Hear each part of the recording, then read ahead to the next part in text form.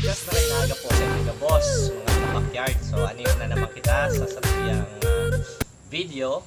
Dakol po ang naghahapot sa page na ini kung paano da ang pag-ataman, siring man pagpadakol kang sira na pigapod tang gapi. So, sa experience ko po, makuman ako professional talagang para breed. Dahil ko nga ni consider as breeder, hobbyist lang po. So, iba po kita ki duwang pamamaraan kung paano magpadakol ki gapi. Tapos ining pamamaraan na ini, iyo personally ang sakuyang piga gibo para mag-propagate ki gapi. Dito po, ipakita ki container sa sitwasyon na ini, banyera. So, katumbas po ini ki 10 to 20 gallons, pero pigkaganan ko lang siya tubig, kabanga lang. So digita man mo niyan ikakagan sa tuyang breeder, and then pigkaganan ko man siya ki aquatic plants. So yan po, breeders na. So yun, tasindan mo niyan. So importante po ining aquatic plants kasi digdi man kung sakali man na mag-drop sa mga ugbon, sa mga fry, digdi sila matago. Tapos at the same time, nakaka-induce man ini sa mga breeders na mag-drop sila ki mga fry. Ayan po. Hindi naman pong sunod, pwede tang magamit ki 5 gallons na tank, basta breeding tank.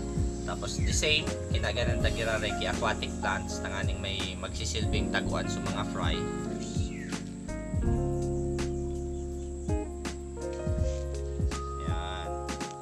Then sa duwang female, so sa sitwasyon na ini bigagamit at trayo.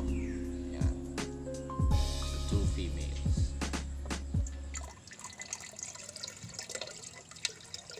Yan. So digdisin lang yan for 28 to 30 days. Mahalat kita para mag-drop ang sa imo gapi. Ito naman na paagi, nagkagamit kita kaining hapa net na pigaapod, hapa. So basically gawa lang siya sa plastic mesh net. So inilalagay natin dito sa container top at ilalagay natin ngayon yung breeder mo dito para kung sakali man mag-drop yung female na gapi, yung kanyang fry ay makakalabas dito at hindi niya makakain yung kanyang maliliit na anak.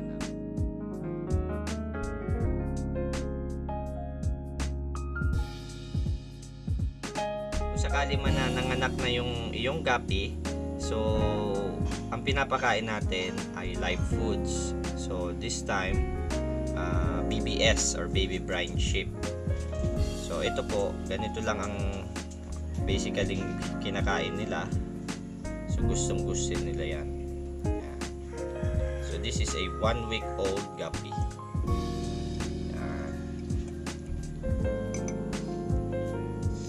Rin sa kabila. Yan. So maraming salamat sa naghapot kung paano ang pag-ataman as in pagpadakol kay gapi. So iyo man sa natabi ni arog lang kay ni kasimple ang sakuyang paagi kung paano mag-breed kay gapi. Pero syempre takol pa man ang mga matitibay na breeders digdi sa tuya. So pwede taman sindang haputan. So, yan po.